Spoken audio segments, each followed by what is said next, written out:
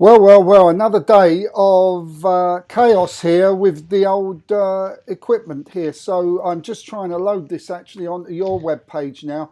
I think it's the opening music that really strains the system a little bit, but there It's you all go. good, Mike. Yeah, It's all so good. it's yeah, I'm just plugging this in now. It's Yeah. another week. We're getting nearer to this time where I was told there's going to be some changes being noticeable in the September period. Obviously, that could Good or bad? Good or well, bad? the impression I got was that the outcome's going to be good, but it's perhaps not going to be the best news that we want to hear immediately. But Yeah. I have great faith that we are heading towards something really special, and that mankind will survive this and get off its backside, and Can yeah. do what we Can got. I Yeah, just go there, Mike? yeah, Um, for anyone watching this, I've just gotten 10 minutes ago or 20 minutes ago, I just got some pretty depressing news. oh, Um, I was telling you offline. oh yeah, that news, yeah, Yeah. Um, you know, let's just make this a spiritual topic for a minute. We all have free will. We all have consent. yeah. We all have a decision making to do. And they call children under the age of 18 minors because a minor does not know the right from wrong to be able to, like psychologically or cognitively, recognize what's right and wrong. That's why a parent must give consent on behalf of a Yeah, minor. What they're doing now here in Australia today is absolutely heart-wrenching. yeah, They're stealing children from schools and getting them in the arm, if you follow what I'm saying. yeah, I am petrified as a parent, as a mother, as a sister of, my sister's got kids. Friends of mine have got kids. I am absolutely petrified of what's coming here. right. But to make this a spiritual post at the beginning here, guys, we must stay happy, Strong. strong, content, and most of all, filled with love. Because the moment that we fear what's going on, they win. Because fear is an extremely low vibrational Mm, emotive state. Fear is what gives us depression. Fear is what gives us anxiety. Fear is what makes us physically sick. So, guys, please try not to get into that mindset of what is coming, because there are dark days ahead, obviously, where, yeah, we're only a year and a half in of about a 3-year plan, and it's going to get far worse before it starts to get better. yeah, But as Mike just said, there will be a light shortly. People are starting to wake up to what's going on. The lies will come out, and there will be people standing up for what is their right, their own free will, their own consent. yeah, Okay? So, guys, always trust your gut. Always go with what you feel to be right. If you think, driving down the street and you think I can go that way or that way, and if you just get this little ick, don't go that way, trust that gut and go exactly. the other way. Yeah, Okay? yeah, yeah, Because I am absolutely in fear, because where they're doing this, it's only an hour drive from my house. yeah, So, I've got a child, she's in grade 9, so she's 15, and, we've already set up a exit strategy if they come to get her from school, but sometimes that's not going to work either. So, guys, just do not allow that fear to overcome you. mm, And remember love, most of all love, understanding, compassion, and most of all unconditional acceptance of others, yeah, because everybody does what they want to do ultimately. but I'm really not in a good place right now tonight, Mike. No, I I'm can really feel not. that. Yeah. So it's good that I've just said that, so I remind myself, because we have to keep reminding ourselves constantly Yeah. of saying I am and I have. I am secure. I am calm. I am Right. healthy. Yeah. I have security. Yeah. I have health. But I am pretty on edge here tonight, Mike. Well, Okay? Just letting you know, guys. I'll tell you what, Linda, everything you spoke about is what I speak about in my talks on the power of words. And many people have commented there. Sorry, I wasn't clicking because Yeah. I was trying to get it loaded up onto No, yeah. you're fine, But, darling. You're fine. I think it's here. It says, what do we do? Kira says, what do we do? Kira, you know what? One of the things I talk about in my Power of Word Speak is have a look at something called the super radiance effect. I think it's worldpeacegroup.org. Go there and have a look at the super radiance effect. It needs a minimal amount of people to meditate on the outcome you want. For example, in Austria, we've got 9 million people. To create a super radiance effect, we need the square root of 1% of that population. So 1% of that population is, so I think 9,000 people. I'm not sure. And the square root of that is 300. And if you get 300 people in a room meditating, minimum 20 minutes, 3 times a day, what happens is the outcome that you want firstly reaches the local streets where you're meditating, then it goes to the local area in the city, then it goes to across the city and across the nation, and other border towns in Slovakia, Hungary, and the Czech Republic will feel the benefit. It's called the super radiance effect. But there's something even better than that, Kira, and that is to keep your energy in the light, to remain strong, as Linda says, without fear. If you just carry on your life in the love and the creative energy, this creates a super radiance effect, and it's where we must have faith and trust in humanity. And how do we do this? We keep our own tribe here in Vienna. We got our tribe. We keep away from all those that are in the fear, the negative, the doom and gloom. You're not in my tribe. When we've got our tribe together and we're all positive and we're all in joy, all in love, that creates a super radiance effect. And That's right. It really is so important. So and I was just thinking of something else then, because my mind is pretty scattered because I only got this news like about 20 minutes ago. Yeah. There was something else I was just going to say there. Something about tribes. Switch off the news, guys. Don't watch it. Ta-da! 98% of it's false. Yeah. I only found out this tonight, like half an hour ago. Well, about half an hour ago now, what I found out, what they're doing at the schools. Oh, God. I am calm. See, this is what you do, guys. Here, live, because I'm having a pretty bad anxiety attack right now. Yeah. But what is anxiety? It is a fear of the unknown, of the future. Mm. We're trying to control an outcome. Yeah. So now that I've identified that, it's an anxiety, I can now say, Linda, just allow it. And you say to yourself the I ams and I have. I am calm. I have calmness. I am calm. Yeah. And then if you watch my video on YouTube the other day, you do your tap-ins of what you want to create. So I've identified what is fearing me. So now you create what you want. I am calm. Tap, tap, tap, tap, tap. Your meridian points. Tap, tap, tap. Yeah. Tap, tap, tap. And it doesn't matter which order you do them in. You can do them in all different orders. But you just tap your meridian points, and if you don't know what I mean, go over to Dr. Linda Kramer on YouTube and watch my tap-in video I just did yesterday.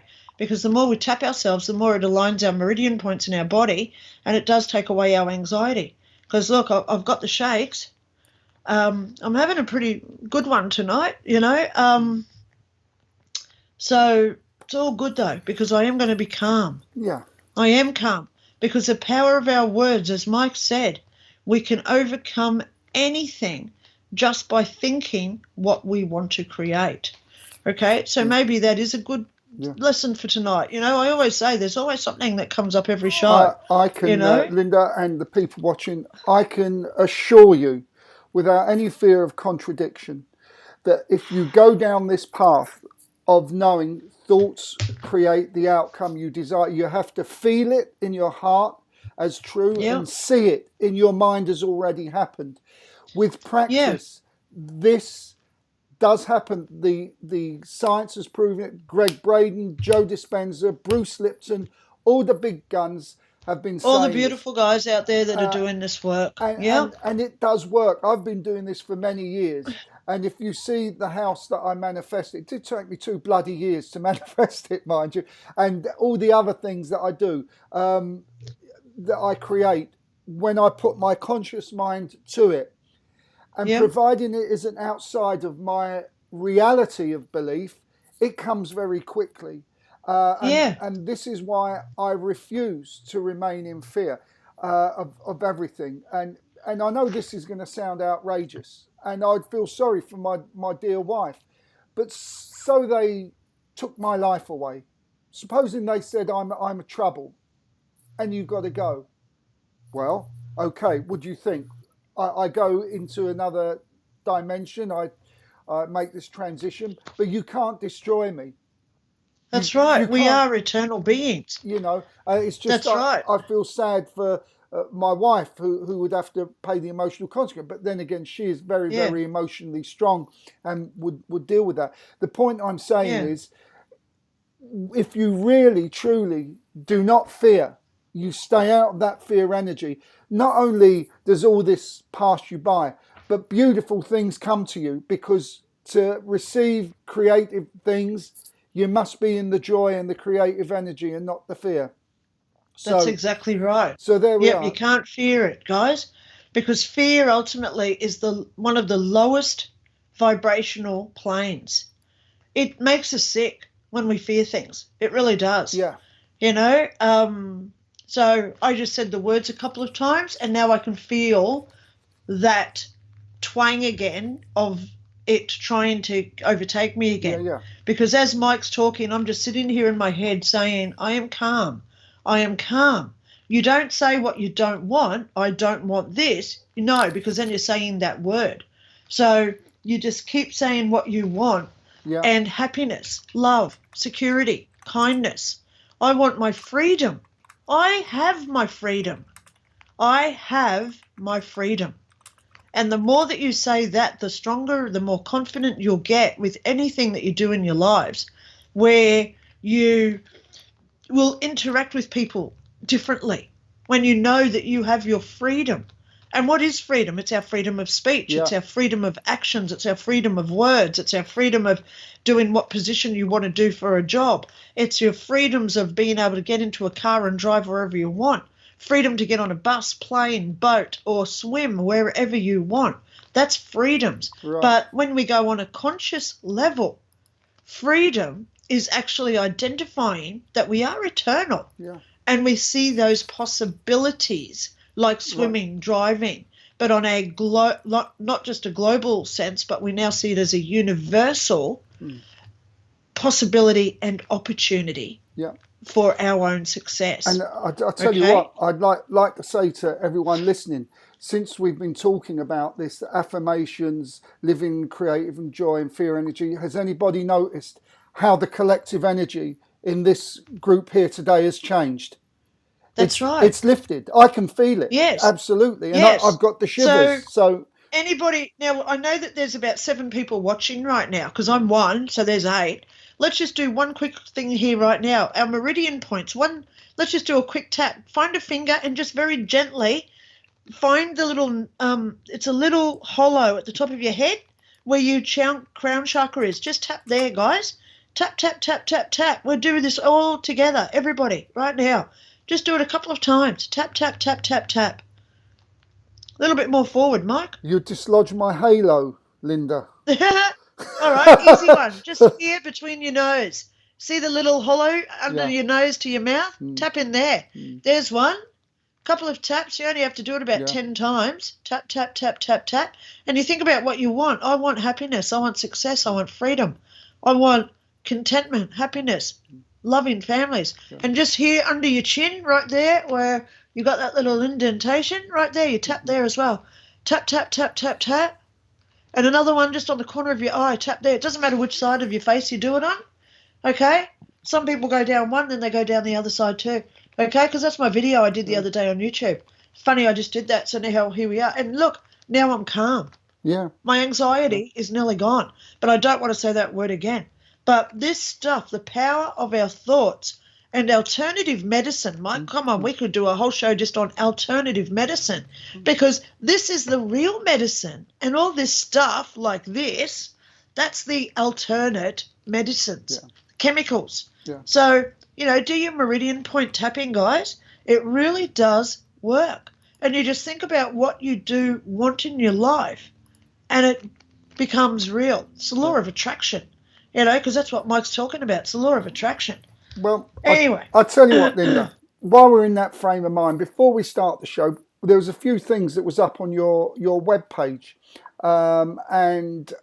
Like this one, because it's actually I didn't put that one on. It was to do with the telephone person who received the telephone call from the other side asking for help. It's all to do with thoughts, but here's something just to give us something to go on. There we are. Look, after you die, your body can be turned into a diamond. How science can give you an afterlife. Well, a lot of people made comments on this. I thought it was a bit distasteful myself. I think there should be a resting place for the body, and that's where it should say. Desiree says, I don't think it matters what they do with the bodies, etc., etc. Yeah. And Marcy disagrees 100%. Can I just go there? Yeah. Is this like if you get cremated and they take your ashes and make a diamond out of it? Yeah. Okay, let's just go there, because I know a couple of morticians. The big fallacy, if you want to know a fallacy about cremations, people who request ashes, now this may be traumatic for some people, if they can only take those ashes out once a day, and they may do 20 cremations.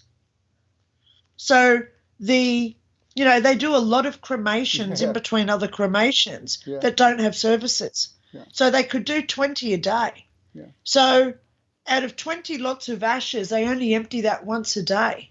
So the ashes that we get are generally not of your loved one. Not a lot of the person who you wanted it to.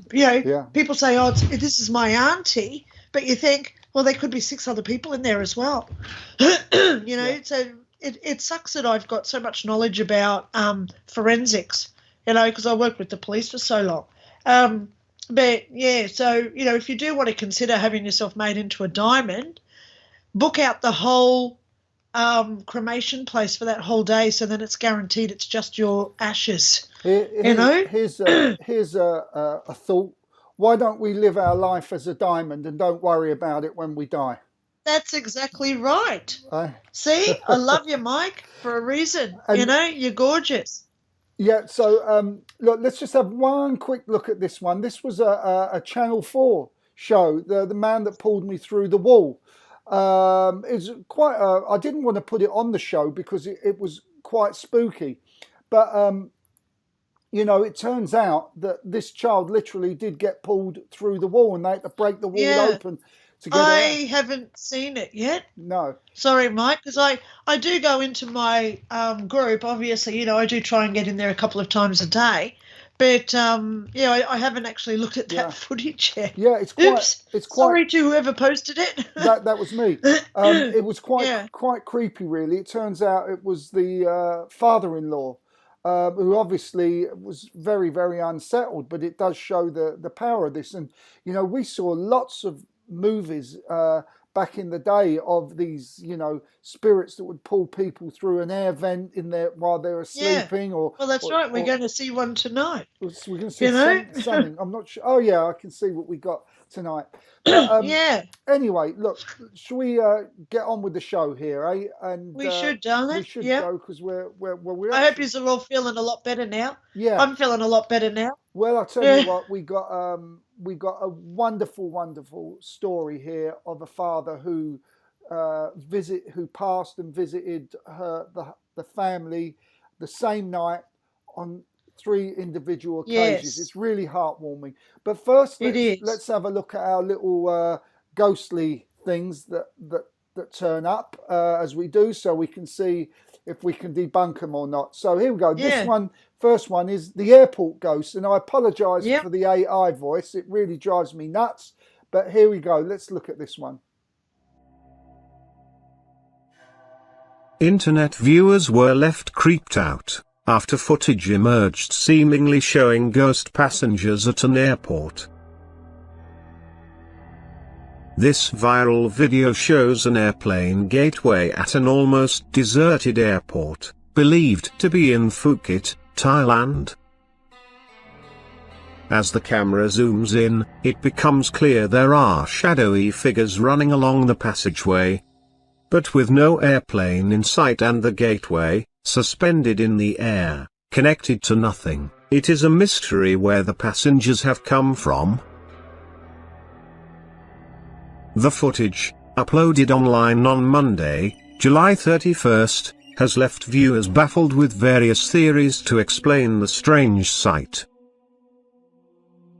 One suggested the passengers were a reflection from another bridge unseen in the video. Another said, the wrong gate was opened. They all queued down the bottom. When they realized, they all ran off to the right gate. But others were left totally stumped and more than a little scared by the footage. One commented, freaked out totally. While another added, why is the cameraman so calm about it?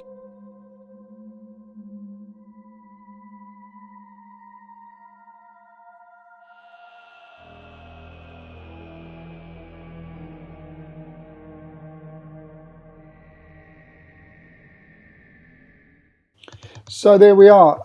It's a good point. Why is the cameraman so calm about it? What I would say is, I had a look at a couple of other goings on in some of these airports, and it does seem that in Thailand, Singapore, and these places, there seems to be a lot of strange occurrences going on. As an isolated incident, I don't think we could determine exactly what's going on. But when I looked at the bigger picture, there was like staff being possessed momentarily and then, thrown about the floor and God knows what else. But anyway, what do you think, Linda? Well, I just did a Google because he says it's Monday, July 31st. So that was actually 2018, or it would have been 6 years before that. So it could have been from 2012. But that's irregardless, guys, because that's just me as an analyzer researcher, because he said Monday, July 31st. Okay, referring to my notes, a couple of things that are bugging me. One, he's talking about the cameraman.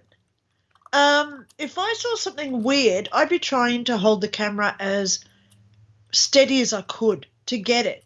Okay, you can see it's a bit far away. We don't know the perspective of the camera person, okay? They could have been leaning on something where they've got that stability, hello. So I don't know why he put that bit in there, but it just irked me, So let's just go to the footage now. Why was the light on? What light? Shall I play this again? The light's on.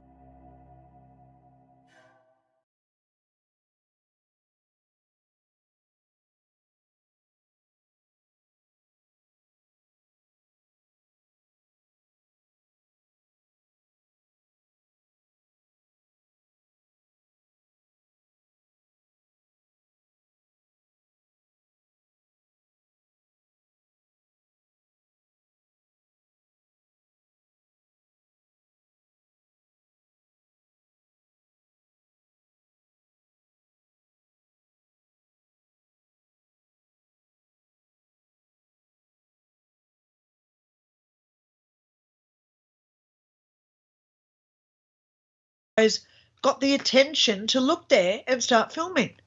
And then he's realised, oh, my God, there's all these people walking through there, okay? Yeah. And the other thing that I've written here is that you can't see the other end of the walkway. because you can see one end where they obviously, they could all be huddled there like a prank, squeezed in like clowns in those little cars at the circus, and they all pile out everywhere. Yeah. Or, but they're all going back the other way anyway. Yeah. You know what I mean?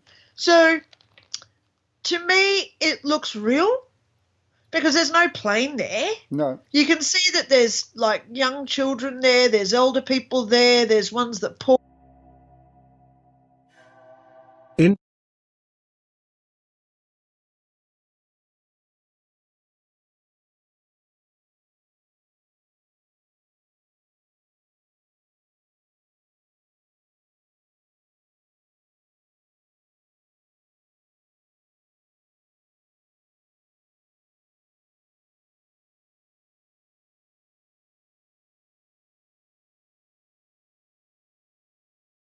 In my life. Yeah, likewise. I went to America from Australia 14 times, so that's 28 trips there, plus all the planes that I was on when I was a kid.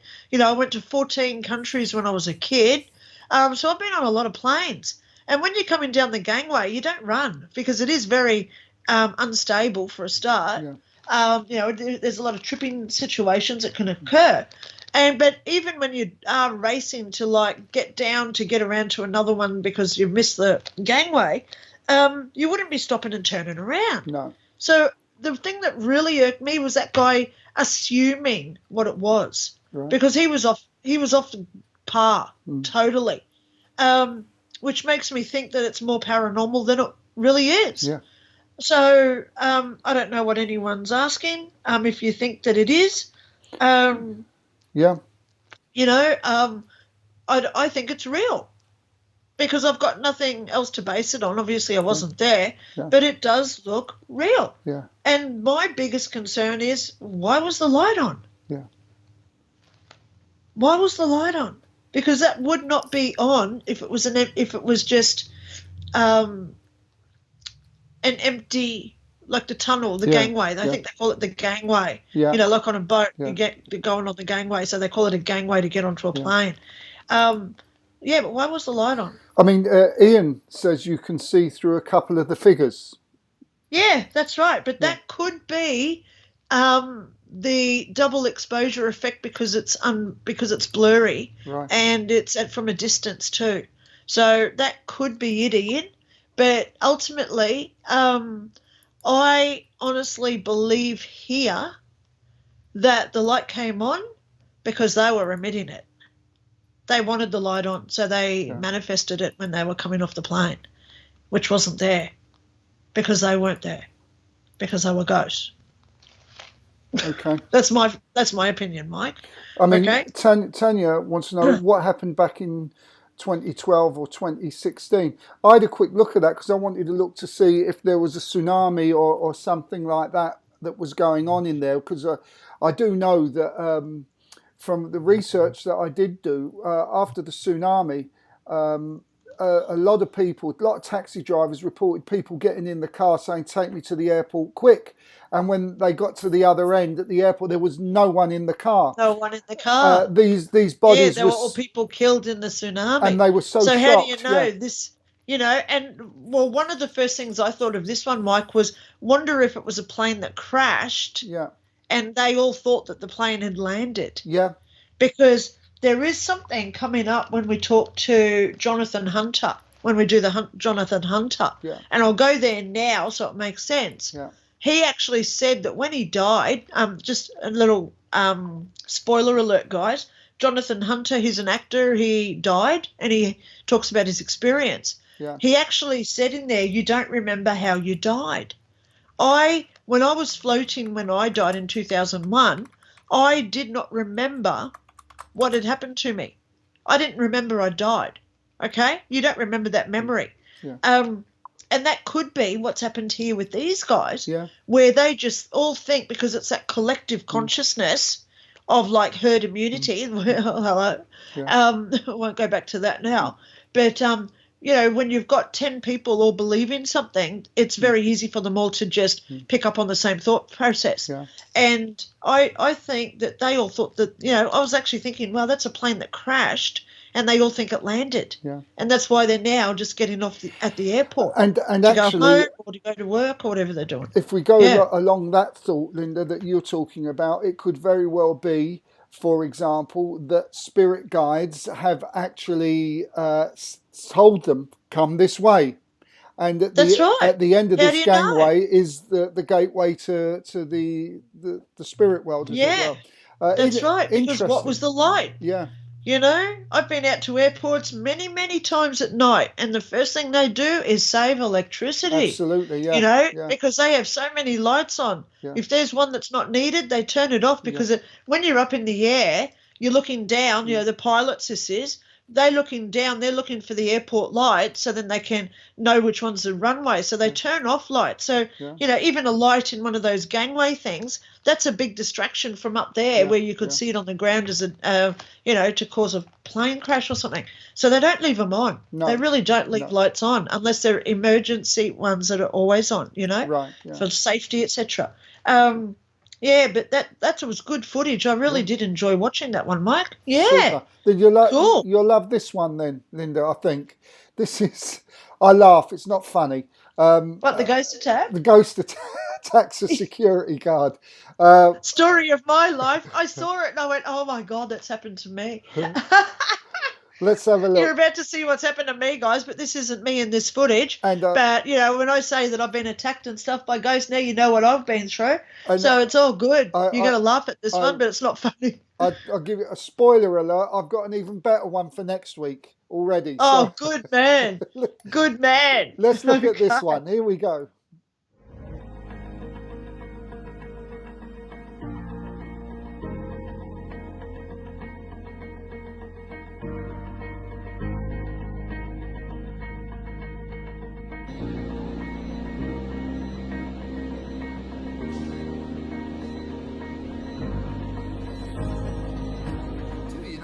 You need to see what happens to this guy in this gym right here.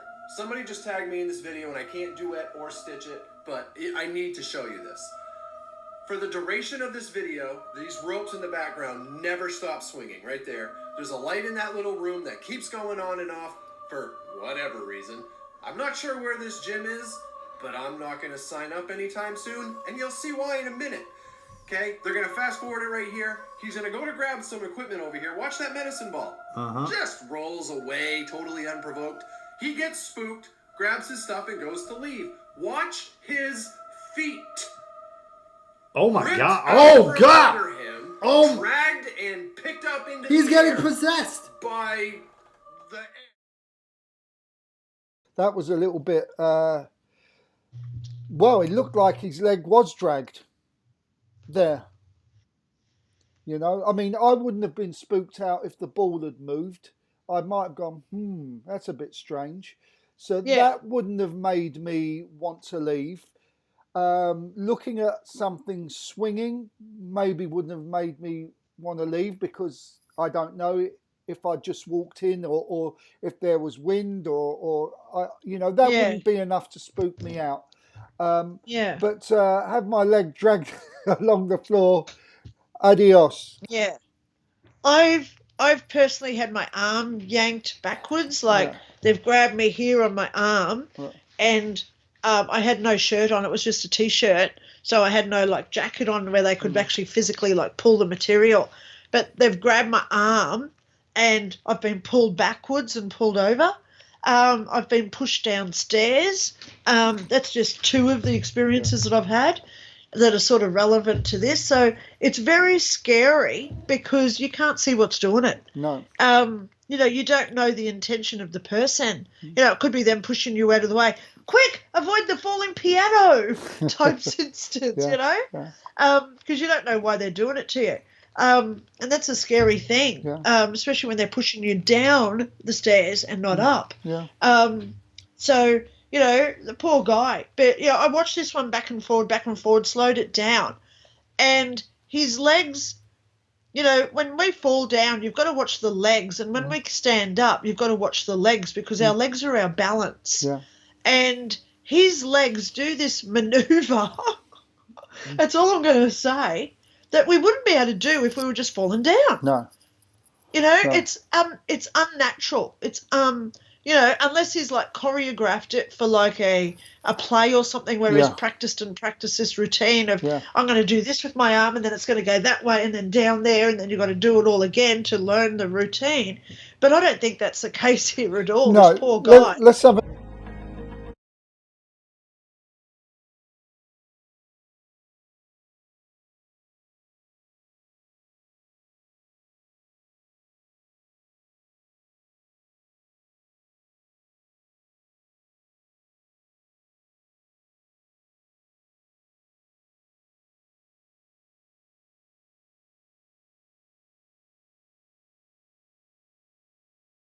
unless he's got very, very And strong he's back getting muscles. dragged. Yeah. You know, he's getting dragged away from the camera. So Yeah. we can't really see how many feet it is. Yeah. But when he stands up, you can see how he steps back to get his bag.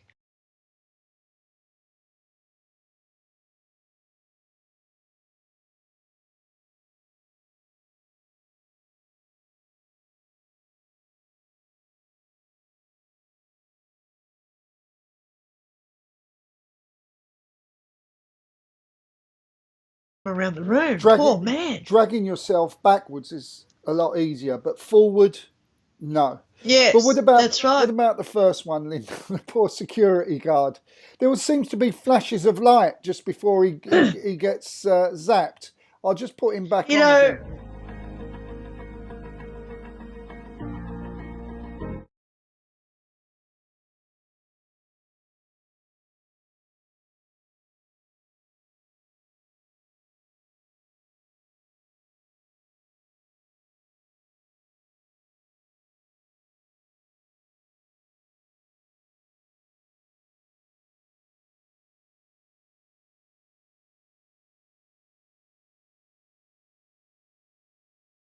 so how do you get the propulsion to move backwards? Yeah. Because, you know, you bend your knee up to push out with your foot to make your bum go Yeah. backwards, you know what I mean? Yeah.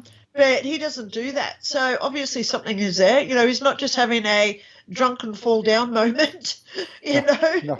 because Yeah. you can tell that he wasn't drunk and fall down. I'd actually say he's one of the security guards because he's dressed in the same clothes as the other two that came over. Yeah. So, you know, they probably heard the commotion because, you know, if someone pushed me into a wall and I fell down, you wouldn't be silent. No. You know, so they've been alerted Yeah. and they've come over to help him, the poor guy. Yeah. You know, and then whatever's attacked them obviously nicked off because now there's three there, not just one. Yeah. You know, so I'd say that's actually a cowardly ghost that's done that. You know, all right to pick on one, but when there's three there, he left and didn't attack the other two. Yeah. You know, so this is where I want to get to with this one. You got to look at the intention as to why spirits, the D words, which I don't like saying the D words. The Matt Damon. Yeah, that's right, because I like calling them Matt Damons. You know, you got to look at the reasons why. You know, I'll tell you a little funny story, okay? You know, Roy that lived next door to me, he died about 5 years ago. His house has been vacant for 5 years, but he's still been there. So this week now we've got, you know, it got sold, and now we've got the carpenters in there doing all new kitchen benches. And the kitchen bench is only, oh my gosh, it's 10 feet to where I sit in my backyard against the fence. You know, it's very narrow area. So they were in there the other day. I went outside and they had all the windows open in the kitchen because, you know, obviously they're screwing in stuff, so let's air in. And I'm just sitting there on my phone and I heard, "What was that?" And was that you? That's right. He said, "What was that? Was that you?" And then I heard a muffled voice coming from like the lounge room on the other side of the house. And I heard him say, "No, I thought that was you. That came from the bedroom." So now I'm standing up thinking, oh, you know, and I'm doing like the R2D2, you know, when he wants to say something. I'm thinking, please look at me, guys, so I can tell you that Roy's still in there. Yeah. Because you've got to look at the intention. Roy doesn't want anyone in his house. No. You know, that's just him saying, get out. Yeah. You know? So you've got to understand why these ghosts do what they do. You know, we all have intentions of what we do as actions. So, you know, poor security guard, whatever, he may have been singing a song and that ghost didn't like it. Yeah. You know, how dare you sing Bon Jovi in my presence type thing, right? Yeah. But Linda, do you think... know, it could have been like that. Do you think, because I know from you how you feel about sending spirit into the light and everything, but do you think it's time now to say to Roy, come on, Roy, you're in spirit, people need a home to live in, come on. Well, that's right. Don't but be, at the end of the day, I respect free will, Mike. Yeah. I respect free will. And I also understand, too, that he has passed. Yeah. He knows his past because he came and saw me 3 nights after he died. Right. He knew. He stood at my end of my bed when I woke up. That was a bit scary, seeing a man standing at the end of the bed, and I went, oh, God, it's only you, Roy. Thank God it's you because, you know, you died 3 days ago. But see how it just comes out? So I know that he knows that he's passed. Yeah. So it's his decision with what he does. Yeah. You know, and I have said to him over the years, you know, mate, they're going to sell your house. You know, I just stand at the fence. Hey, Roy, how you going? You know, they'll be selling your house soon, just letting you know. Yeah. You know, and then when it got sold about a month ago, I said, hey, Roy, you know, you're going to have neighbours. You're going to have people in your house now, just letting you know. You know, so I actually talk. I don't know what the neighbours think on the other side of the street because I do talk loud so then he'd hear, you know. But it's his decision, Mike. This is a good one. Kimberly says, we'll be anxious to hear what goes on when the new owners come. Expect to be quite busy, Linda. Kimberly, I'm going to go there. Roy was a very reclusive old man. He did not like noise. He actually said to me once, because I knew Roy. We had heaps of coffees at the fence. And he said to me one day, he said, I really like you because you're so quiet. And he said, I like your daughter because she's so quiet. But then he said, another time he said, bloody cats in my yard. I hate animals. They fleas, this, that. They meow all night. They bark. So he's very reclusive and shy. Yeah. So the worst thing, oh, my God, worst thing that could happen here as a young family with a couple of kids and a dog moves in. Maybe it'd be good for all parties if that happened. Well, darling, I'll be out there with my cameras, I tell you. You know, because that just, the other day when the guys were there and they said, what was that? Was that you? Yeah. And then the other one said, no, I thought it was you, but it came from the bedroom. Right. So they both heard it. Yeah. They both heard it. And they're only in there just drilling. So even if that noise of the drilling, putting up the of the cabinetry, drive him nuts. if that's annoying him because it's too loud, oh boy, when kids move in, or a dog or a cat, because he hated cats. Yeah. So it's going to get interesting, Kimberly. Yeah, stay tuned. Okay. Well, look, I'll be watching it. Let's have a look at the ghost spirit visitation of. Yes, please. Thank you for correcting yourself there, darling. This again is another one of those beautiful, beautiful stories, and really we're seeing the opposite now of what spirit can do. Instead of throwing people around the floor and scaring the bejesus out of them, here is a shining example of somebody who really has understood what being in the light is and is still close to his family. That's as far as I'm going to go with this. Now, this is a longish sort of clip. It's about 6 minutes long. The actual whole thing was about 15 or 18 minutes. So I've got it down to the nuts and bolts of all of this. Beautiful story. So let's have a look at this one and give us all your thoughts. Here we go. Yeah.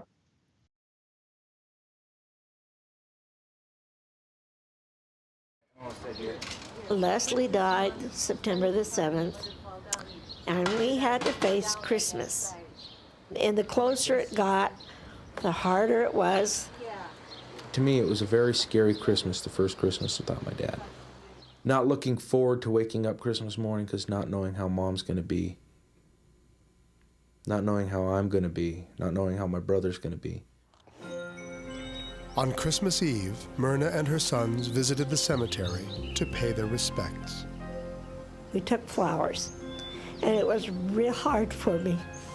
And I said to the boys, I wish I knew for sure where Dad is and that he's okay.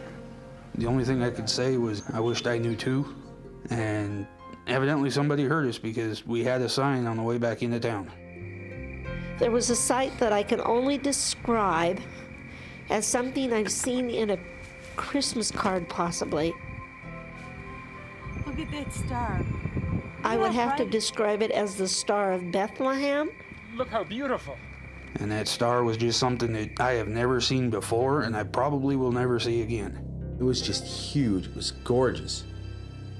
You know, it was like Christmas star, eat your heart out kind of thing to me. See, Mom? There's your sign. That was Dad. I mean, he was looking down at us. And it just lifted our spirits. That evening, after returning from the cemetery, the Smiths opened their Christmas presents. Thanks. We took turns passing out the gifts, and it just wasn't the same without Dad there. Merry Christmas, both of you. As we were opening gifts, we would say, well, Dad was like this, or Dad would have liked that. Dad would have liked those hats. And we could feel like he was watching what we were doing and he approved. Everyone went to bed late, and Myrna fell asleep in the living room. And about 3 o'clock in the morning, I can remember waking up with the feeling that there was someone in the room. So I looked, and over by the Christmas tree, I see the figure of my husband, Leslie. He did have on this beautiful white robe, and there was like a belt or a chain around his waist. And he never actually spoke to me, but I felt that he was telling me, I just wanted you to know that it's okay. And then it was like a blink of an eye and he was gone, but it felt like maybe a little breeze as he left, where the tinsel and some of the ornaments on the tree kind of moved. The next day, she received another message from her husband. Mom, can I talk to you for a minute? Sure, what is And he says, well, I don't want to upset you. He says, I know that you're missing Dad really bad. Well, last night, between 3 and 3:15, I woke up. And I sat up and I saw my dad. He was just gorgeous white robe, and this belt just looked like little gold circles, you know, about the size of a quarter maybe. And couldn't talk to him, and he wasn't talking to me. But he was there, you know, just letting me know he was okay. When I blinked, it was like he was gone, but there was a breeze. I felt an extreme sense of peace. So I said, well, Kev. I didn't want to say anything to you, but I guess I should. I saw your dad shortly before you did last night. It was a weird feeling. I'm listening to Mom, and I was like, this is too much to be a coincidence. Way too much to be a coincidence. You guys ever get tired of watching that movie? No. Later that evening, Sean arrived home after visiting a friend. Ma, there's something I want to say, but I don't know how to say it. And he described what he had seen, and it was the same thing Kevin and I had seen. I looked at the clock, and it showed 3:30. And there stood my dad. He was wearing a big white robe, whiter than I've ever seen. I went to say something to him, and he just signaled for me to be quiet. I feel he was telling me to keep doing what I was doing. Everything was going to be okay. You mean he came to see both of you? I saw him by the Christmas tree, and Kevin saw him upstairs in his room. So he comes to all of them in the white robe. I think that's also confirmation of some point. Yeah. And it's interesting, what is commonly known as the witching hour, the early hours of the morning, 3 o'clock, 3:30. That's right, 3 o'clock. I guess I was thinking the same thing there. It's Mike? the most still hours of the day, probably. Yeah. So So a couple of things that I just want to point out in there. You look at also the order of who he's gone to see. You know, he went to each one at different times. Yeah. That wasn't coincidental. No. Because he could have appeared to all three at once. Yeah. Okay? Yeah. Because where he is now, there's no time or space, which is the amazing thing here. So he specifically went from one to the next, okay? Now, I want to go in there with something that Tanya says. It's time Roy went to the light, because that is important with this story as well. Yeah. What we've got to remember, Tanya, is we can't ever just send someone to the light. It must be their decision. Because if we send them there without them knowing that they're dead, or they haven't recognized that they've died, or they're still committed to stay, like Roy, he's committed to stay because he loved his house. If we try to upset their decision making, one, it goes against free will with the universe. So now we're breaking universal laws. And two, imagine the trauma he will then face when he turns up in heaven and he says, but I'm alive. Yeah. Because that will go into a very deep emotional traumatic psychosis for a ghost, okay? Imagine if someone came up to you right now and said, hey, Tanya, by the way, you're dead. You'd go, no, I don't believe it. And then you find out, oh, my God, I am. See how that's very traumatic? Yeah. So we can't just we've got to just allow, we can show them the light. Definitely. Like I did with Shelley when she was here in my house for 3 days. Yeah. I showed her the light and said, here is a place where you can go. But I didn't tell her and I didn't push her in there because that's against her free will, which breaks my universal laws, which is an and karmic energy for me, okay? So, you know, there's so many people out there that just say, oh, go into the white light. No, you really can't send people to the white light because it can cause extreme psychosis of trauma to come. Yeah. You know, so I just want to say with Roy, he knows he's dead. He prefers to stay. Yeah. In this story with the dad, he knows he's dead.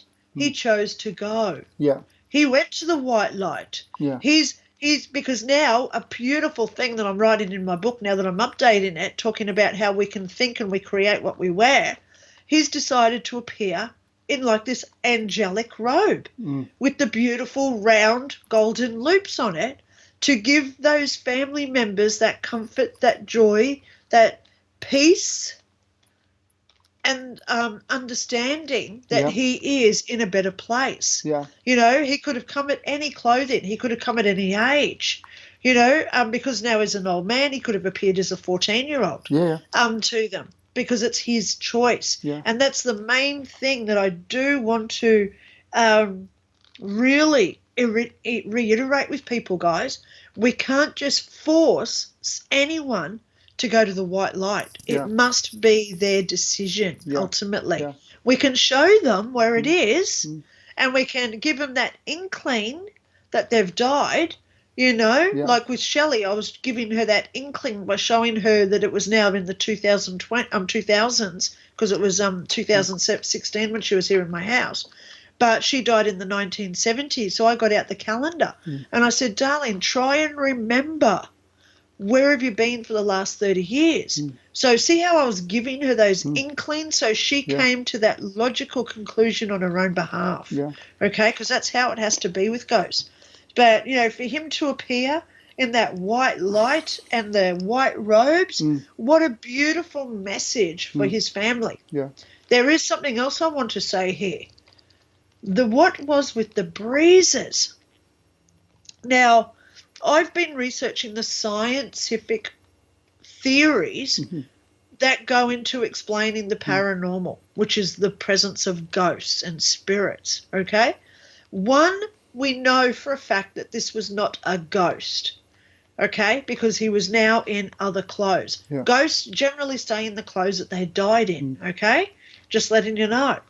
So for him to be able to change clothes, that was him virtually saying, hey, I'm now a spirit, okay?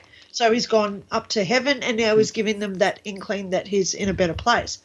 But with that, what happens is when they zap, it's not just thermodynamics, but it's also quantum mechanics comes into the equation, because it's you know how you see those planes that break the sound barrier and they get that big white like fog around them for that instant as they break the sound barrier? It's the same sort of thing with spirits, not ghosts, but when spirits pop in from the dimensional plane from where they're from, they create that ripple. It's like a ripple of energy. Yeah. And we perceive it, perceive it as a wind. And that's why the ornaments on the Christmas tree shook.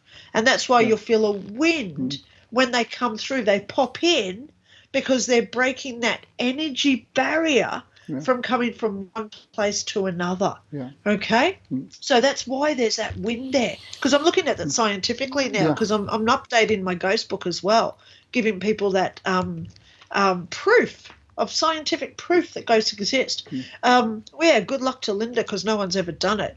You know, I'll probably end up winning a Nobel Prize if I do it right. Wouldn't that be a sweet thing? You know, Dr. Linda Kramer, paranormal investigator. Nobel Peace Prize. A Nobel Prize in science. Ghosts are real.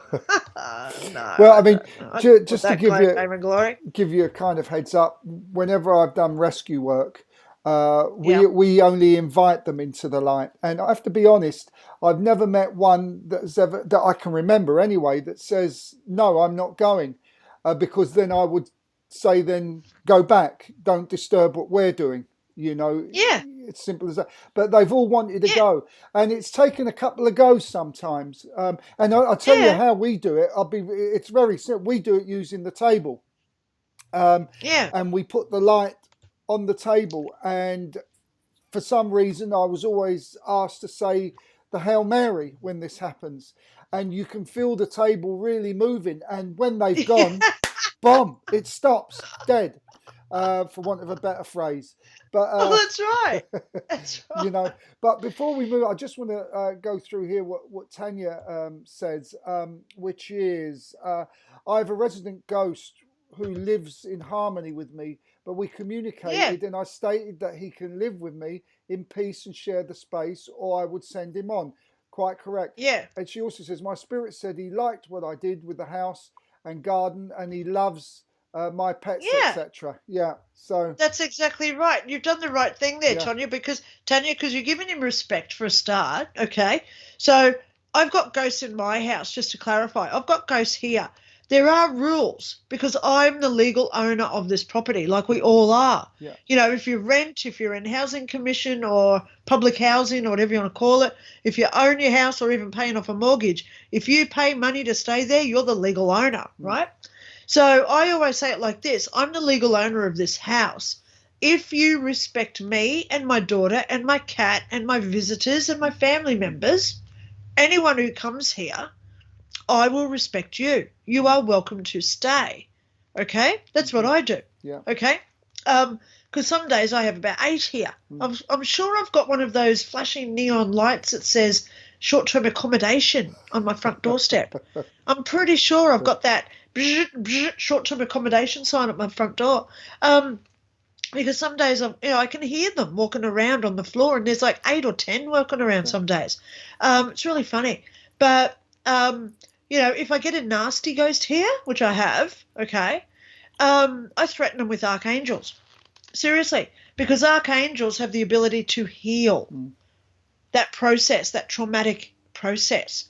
So I always say to them, look, if you don't get out of my house now, I'm going to call in the archangels, and they will evict you, because they have the ability to heal all that trauma and to make them comfortable when they're learning that they've actually passed over, if they don't know that they've died, okay? Because you get nasty ghosts who do know that they've died, and they just adamantly want to stay here because they're nasty little so-and-sos. Yeah.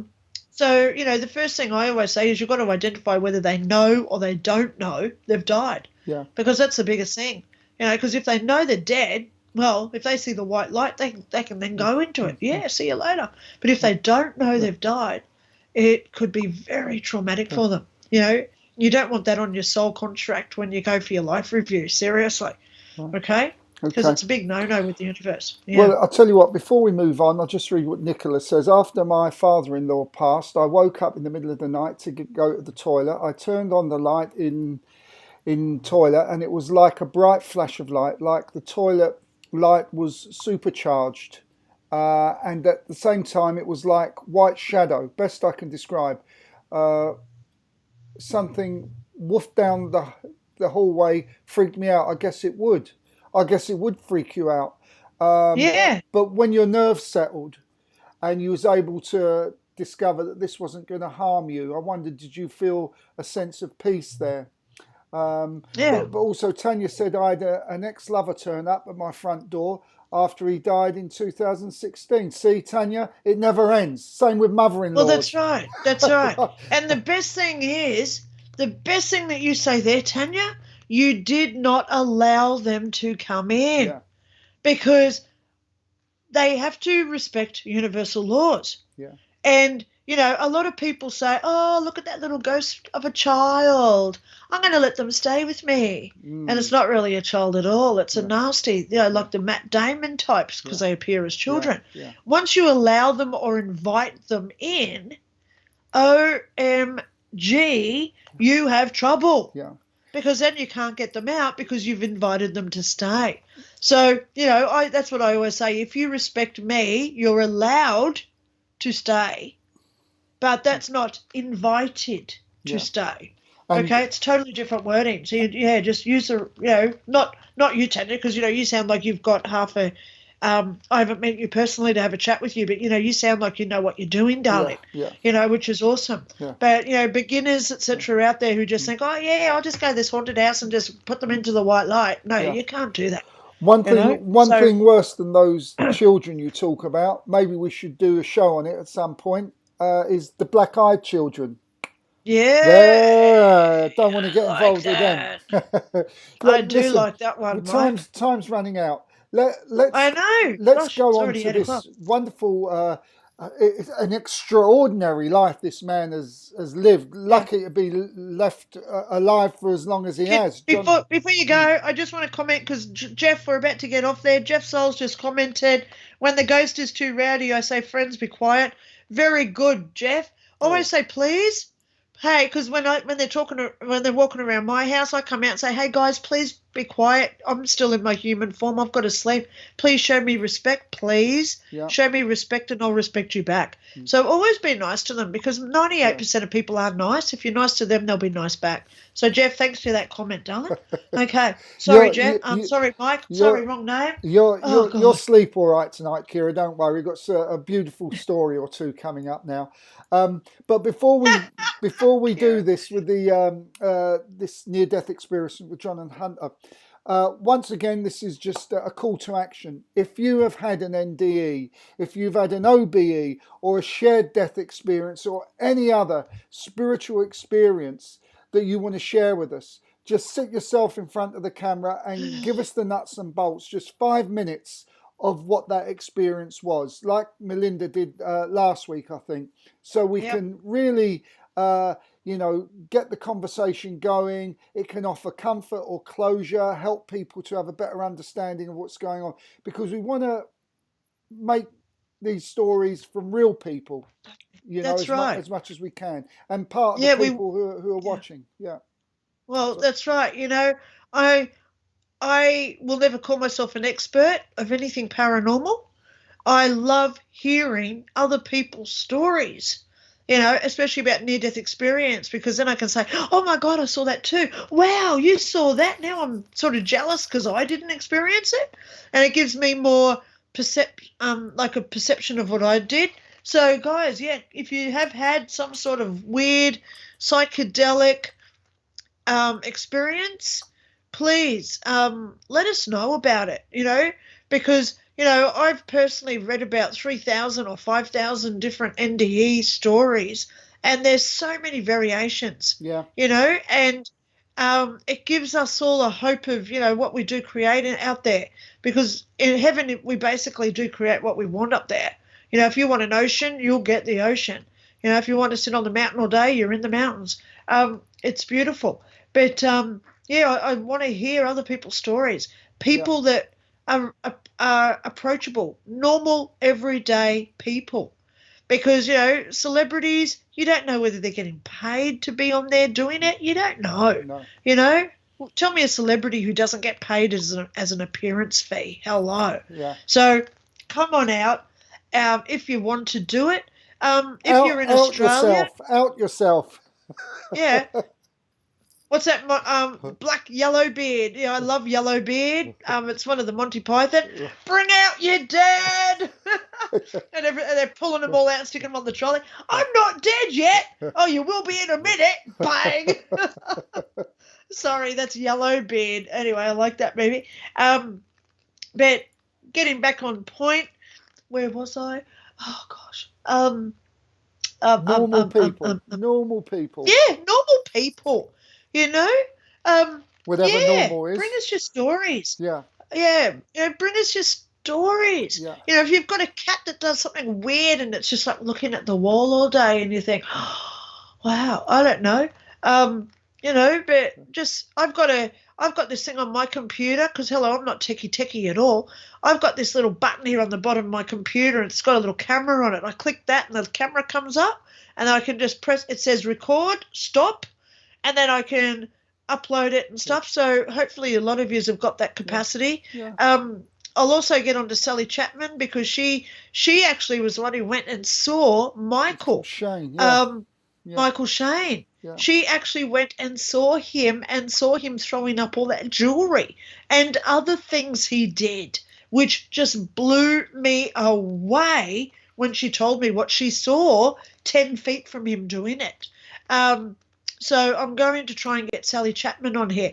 So the other thing I was going to say, guys, if you are in Australia, send me an email, linda@lindaray.info, or find me on Facebook, send me a private message, and I'll give you my phone number. Hello, it's on my website too because I share my phone number. Ring me up and you can just talk on camera. If you don't want to have your face on camera, hello, it can't be as ugly as this one. I wasn't pointing at you, Mike. I was pointing at me. But, like with Melinda last week, she rang my mobile, so then you can just share your story. If you want to do that, we'll give you like a 5-minute time slot where we can discuss it over the phone. Yeah. Because some people are a little bit shy. They don't want to come on camera, and that's understandable. Yeah. So, we want some people to come on. Okay.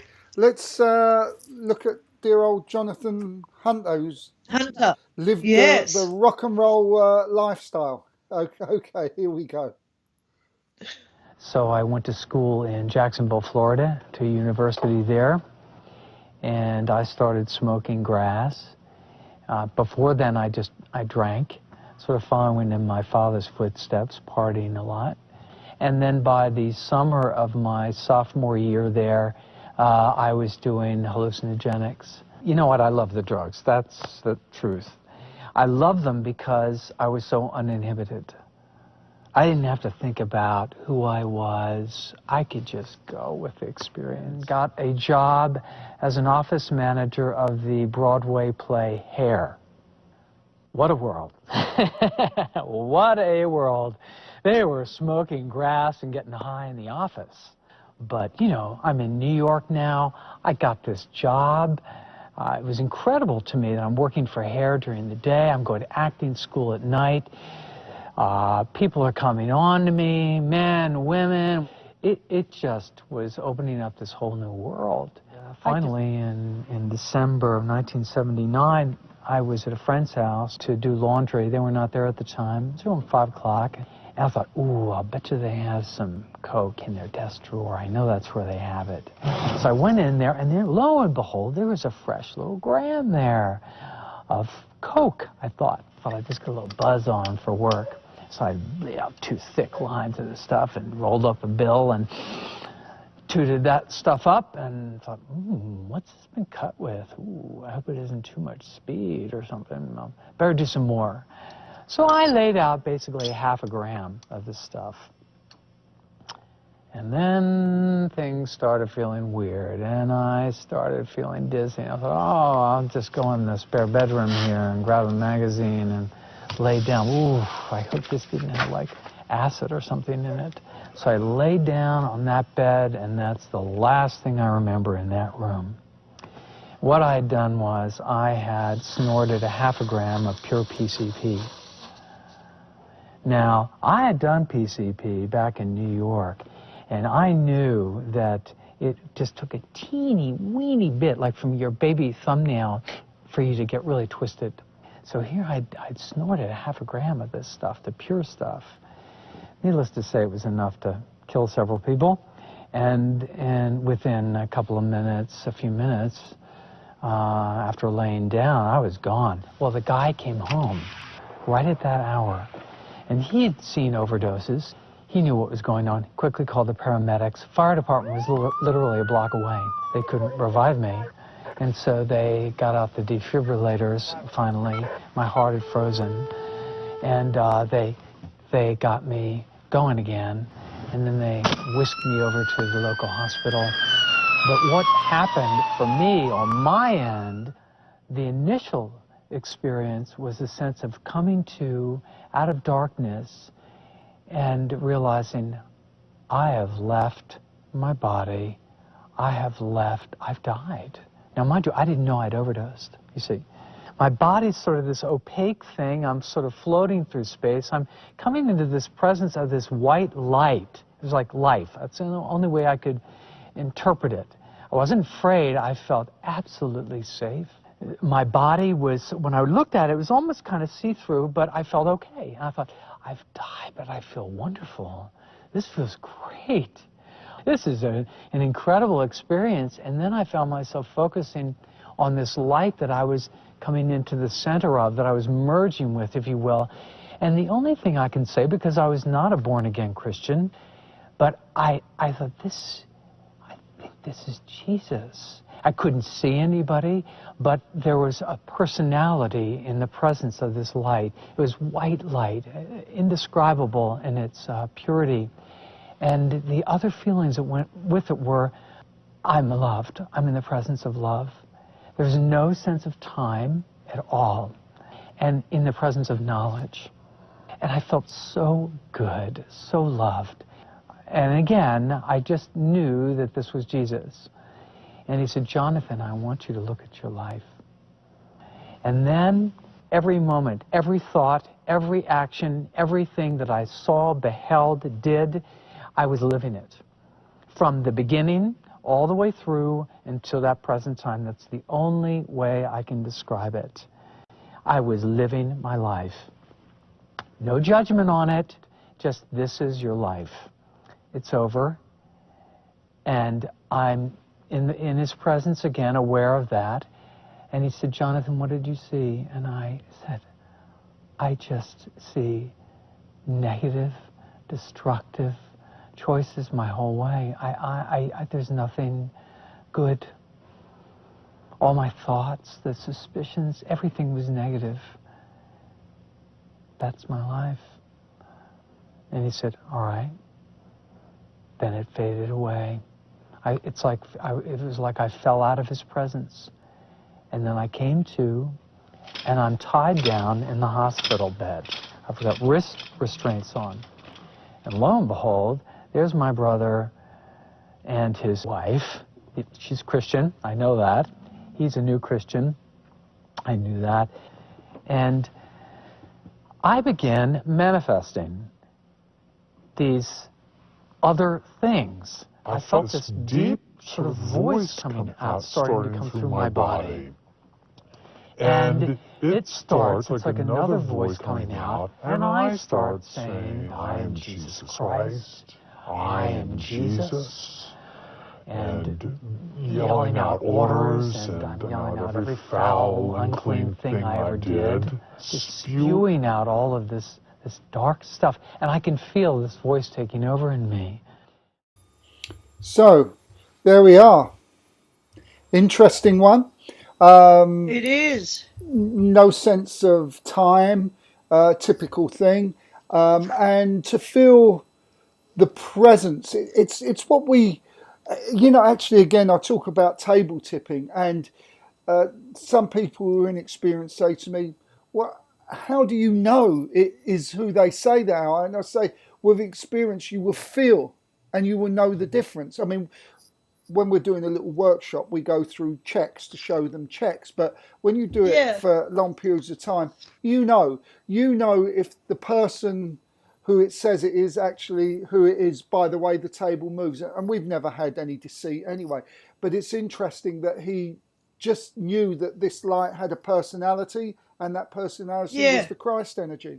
So, I understand it. Right now in my book, Mike, I'm updating where I'm talking about the big three. Right. When I was doing my life review, and because they were masculine voices, because I could hear them as masculine, not female voices, but they had a personality, even though as I'm looking at them, they're energy.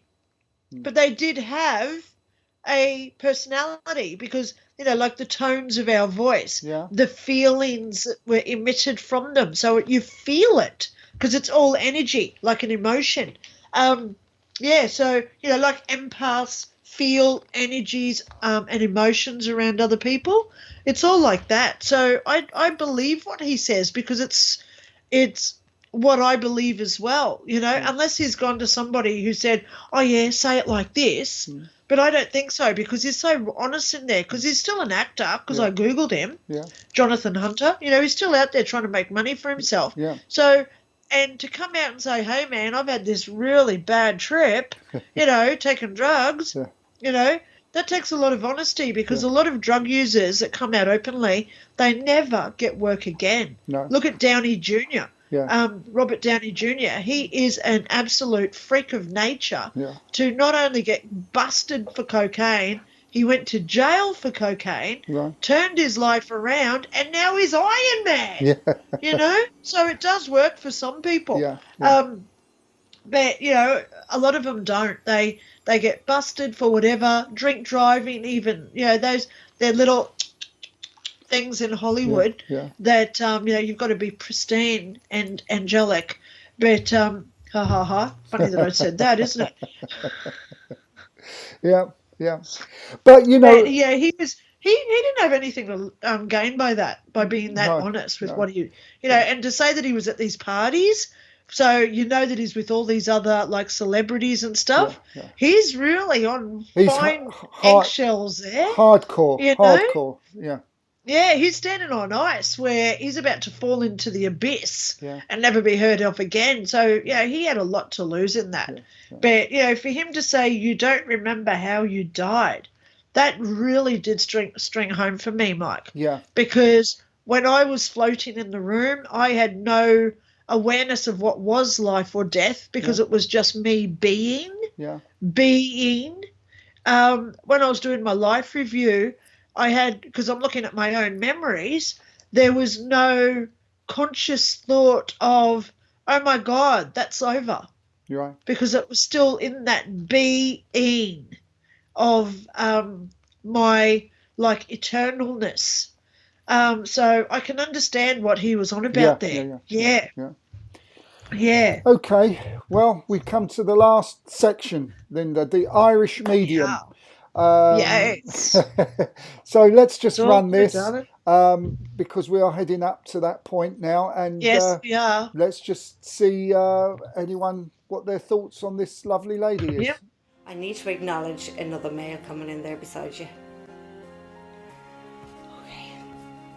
Did you he's putting balloons up in the air and I'm standing on the sand.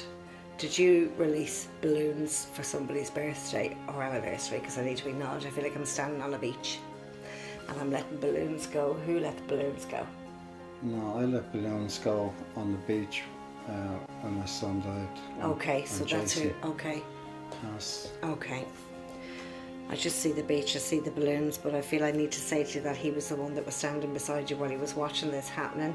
And I don't know whether you were going to do it a couple of days before or you were trying to do something, but the weather was just so weird that you didn't it was like we're trying to time this right. The weather was too wild to release balloons, like, you wouldn't have been able to Watch release them. Yeah, so I put it off till the weather calmed down. I feel like I want to learn a guitar. Can you play guitar, Eddie? I'm learning, but he showed me, he was a very good guitarist, and he showed me a bit how to play, like, so. And I have his guitar in the room. He wants you to play. He's handing you a guitar. I've not, but I feel like I'm seeing like a hospital bed and a guitar. Yeah. I feel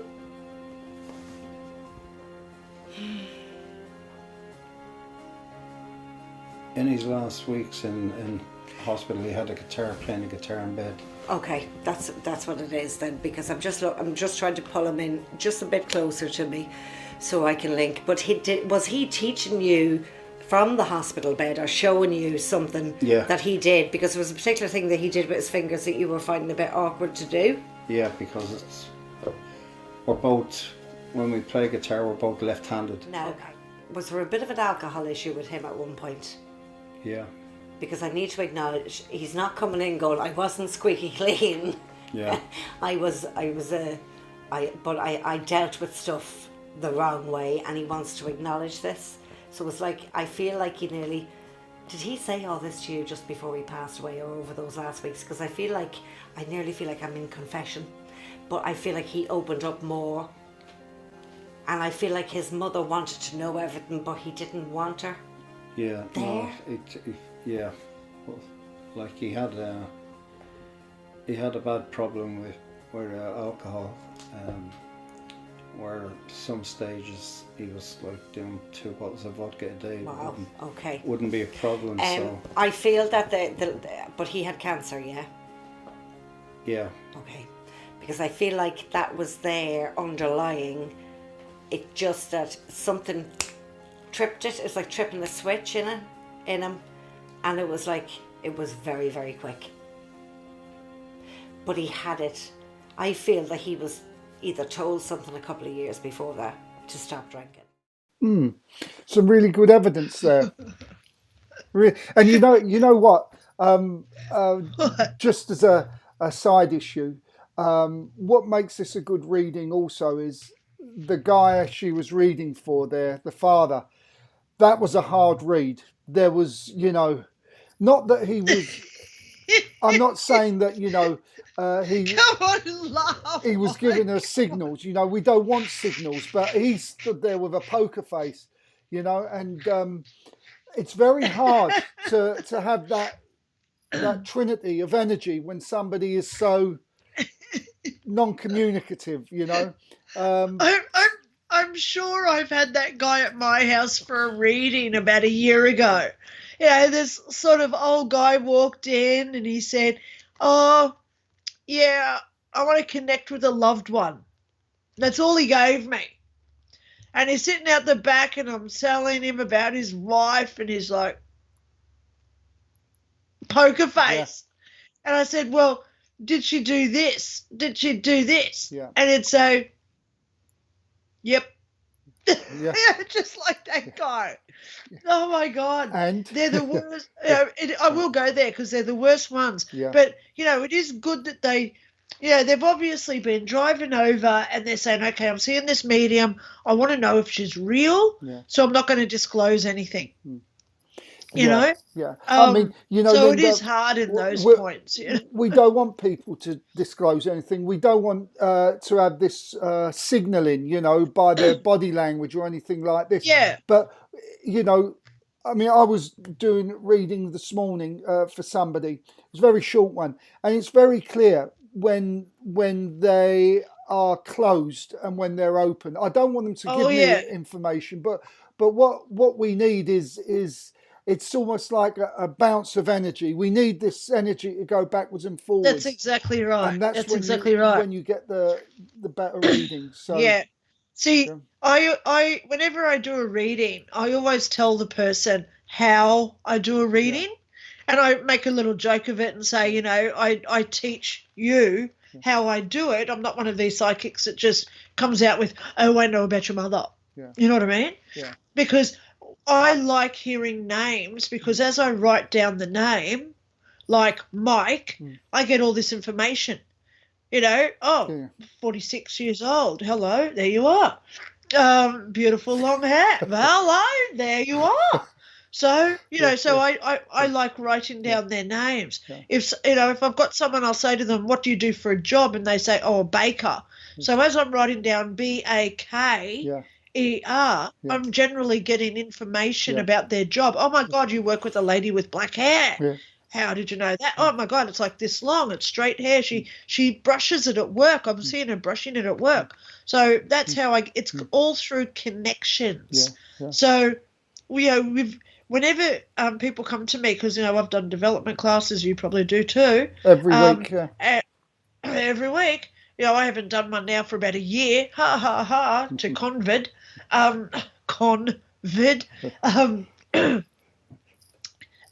You know, I sell people. You've got to get that. Won't stop my circle. Connection. That's right, darling. Yeah. You won't go there. Yeah. But I had to bite my lips then, okay? I was biting my lips. Yeah. But you've got to find that connection to the person, you know. That's why some mediums will say, bring along trigger items. I don't know, I've got a USB drive here. Hello, and look, it's even red. So as you hold this, you might get like psychometry off it. And you say, oh, my God, this belonged to your mother, or, you know, something. So you've got that connection. Some people like photos, like I can read photos. So I like seeing a photo of somebody, and then I get all this information, because it's how we connect to that energy. And this guy there, being such a poker face, he just didn't give out anything. So you can see that she's like grasping at straws there, being so politically correct with how she's doing it. But she was getting obviously right information. But he was just, it's like he's just sitting there with this wall up, because, you know, people come to me and they've got walls up, and you've got to like break through that wall to get information out of them. Yeah. Oh, my God, like energetic information out of them. Well, so it is funny. You know, I have to laugh. It is funny. I don't have too many of those people that come along. They're obviously still in pain, a lot of them, and have a lot of trust issues. Yeah, but you know, the other week, someone come to me and we did the session, and I said, would you like to speak to this person directly through the table? They said, yeah. So the table started moving, and then looking underneath to looking for wires. So I said, stop. Yeah. I turned it upside down. Said, look, there's nothing here. Boom. Let's get on with it. It's skepticism. A healthy skepticism is okay, but when you're doing a reading, for anybody who's considering going to a medium, healthy skepticism, but there comes a point where you have to let go of that and allow this energy exchange. And that's exactly right. You'll get the best reading you'll ever have. But while you're going, no, it's just like having a conversation. Imagine me and you having a conversation. You go, no.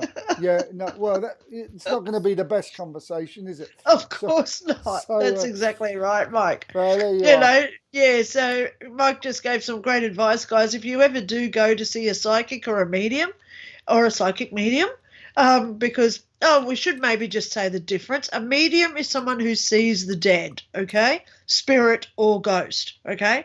That's mediumship. Yeah. A psychic can be anyone who has ESP, psychometry, where you touch things and you get, like my USB, you get information, you can have premonitions. Oh, I could see that you're going to get a job in 2 months' time, that sort of stuff.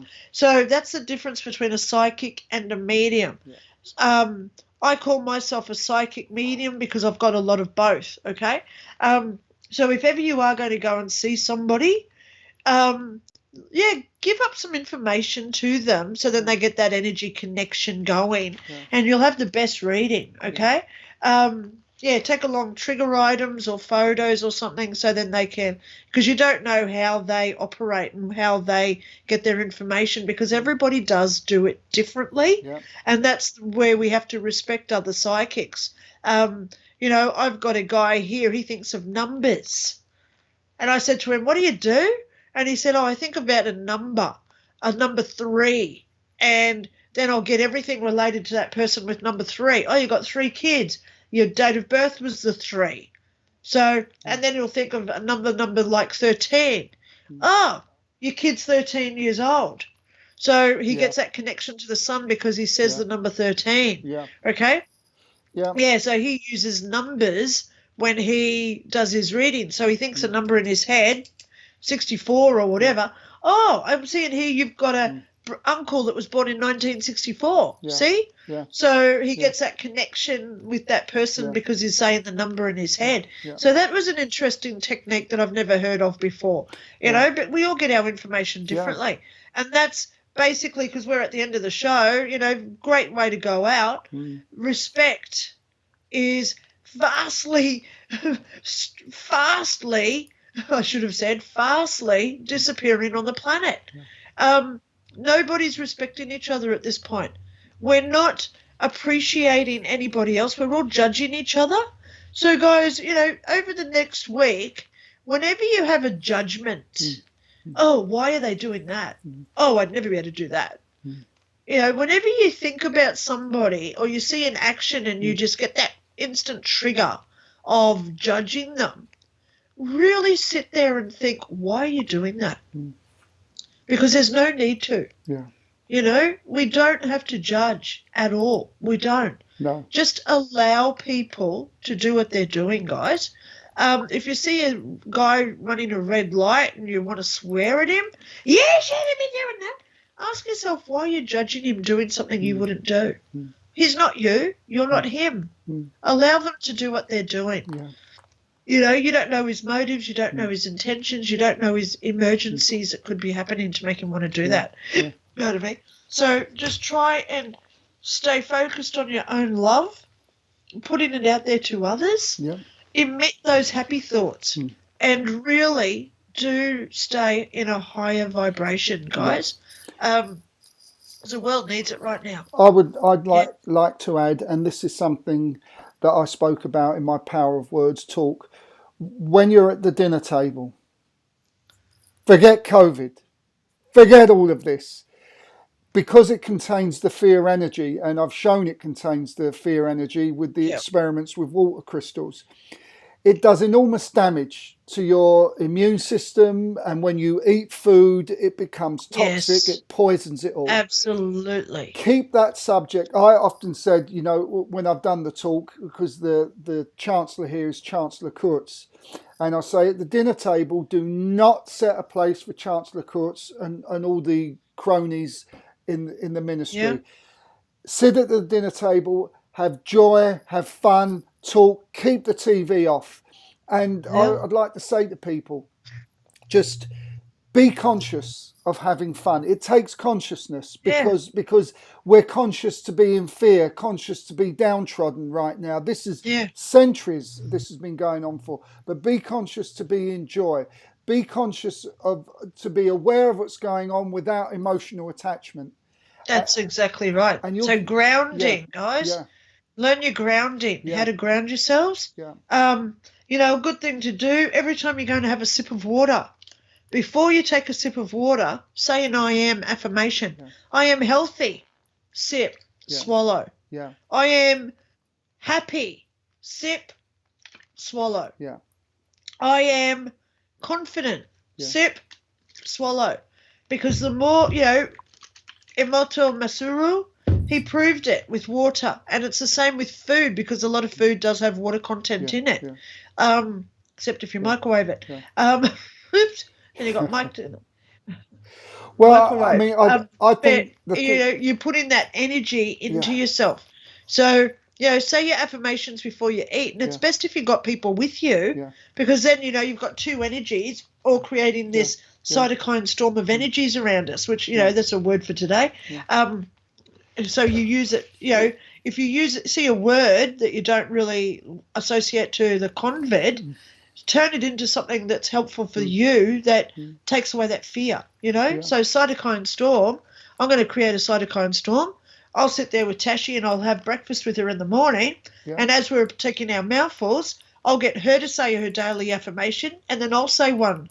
So we're both eating with our confirmations for the day. Yeah. I am going to have a great day today. I am going to drive carefully to school today. I am going to submit my assignment today. I am going to study. I am going to do this. Chomp, chomp, chomp. And all that energy is going into your body, creating it, and it bubbles out of us, guys. Yeah. It's all real. People, like Amudu Masoto. You can see what I put up there. Emoto Masuru. You see, here's the COVID-19 crystal, and at the point of dropping this water crystal, let me just have a look. he said the word COVID-19, or one of his members of staff. Wow. But when you look, it's not complete. But when you do the same, take the water crystal, say COVID-19 plus gratitude, that's what it looks like. It looks completely different. Absolutely. Likewise here, if I can just briefly put this up while we're on this subject. What's this one here? Hang on a second. I've just got to find it. It'd be worth it. That's the same one. That's gratitude. But here is one with fear, I think. I don't really want to see that. No, it's quite okay, but I can't find it, so it's probably not what it was supposed to be. Black crystal, but probably black. Well, yucky. Well, look here is a water crystal. I showed you that one. No, I mean, look, I'll have to just do a little presentation for people so they can see this. Yeah. But look, here you go. That's right. Just look at this. This is a water crystal. This is the water crystal of gratitude. So when you take a droplet of water and freeze it instantly, you say the word gratitude, that's what it looks like. Yeah, it's beautiful. Yeah, and likewise, gorgeous. Just to show you what you're drinking or saying does affect you, here is when the word "you disgust me" is spoken. You know, there's no symmetry at all to it. So, yeah, I mean... Let me just have a look. It's very important. important. Oh, God. And that looks like the blood of the vaccinated. Well... Mike? Does it? No, I'm serious. It's on my Facebook page, Linda Ray. A lady, a pathologist, she did a side-by-side Petri scan, like microscope of and the ones who were in the arm. Yeah. And that photo looked exactly like the blood of those that have had it. Well, look, here's a water crystal of the word evil. You know, it's all there. You know, the energy doesn't lie. And you know, look, here's just so people can see something nice before we move on. This is the water crystal of truth, when the word truth was spoken. Beautiful water crystal. So, you know, words do affect us, and this is all thanks to this wonderful guy here who's no longer with us, Dr. Emoto. So just Google in messages from water and you'll see all kinds of things pop up on that. So, Linda. He was gorgeous. Yep, I love you, Mike. Yeah. You know, I say it every week, guys. Tell someone randomly that you love them. Yeah. Even if it's just, you know, compliment them. Oh, I love your shoes. Yeah. Or, wow, I love your hair. Yeah. I love your sunnies. I love your car. Yeah. Compliment people because, you know, here in Australia, when I used to be a first aid trainer, mental health was diagnosed. So this is people who know that they've got a issue. They go to a doctor and get diagnosed. It was 1 in 4 had a mental health condition. Right. The latest stats are more than 2 out of 3. Right. That's how many people have now been to a doctor and they're diagnosed. So please, guys, appreciate others. Compassion, love, understanding, forgiveness, and most of all, acceptance. Don't judge others for what they do. Compliment them to bring them up into that higher frequency as well. Yeah. Because ultimately, the higher we get our frequencies globally, we all benefit. The less chance these people, because they're all doubling down now, Have you seen how they're all doubling down all over the countries now? Yeah. You know, because they have to, because they're losing. So the only way we're going to win this is by staying in a higher vibrational plane, guys. So get your vibrations up, and seriously, be happy and be nice to others. Compliment them. Just smile at people as you walk past, because they're not used to it. Yeah. They'll probably cower in fear. Oh my God, why is she smiling at me? Because we're so unconditioned to this now. And okay, as the old adage says. Sorry, darling? As the old adage says, don't send me flowers when I'm dead. Send them to me now. Send them to me now. That's right. Yeah. Okay, Linda, all right, we got guys. a dash. Everyone. We got a dash. Thank you. All right, guys. I love yous all. Look, I'm sending out some love to yous all on the page right now. Okay? See you all Have on a great the outside. week. Yep. Wherever yous are, stay safe Bye-bye. and stay in love with each other, okay? Ciao. Bye.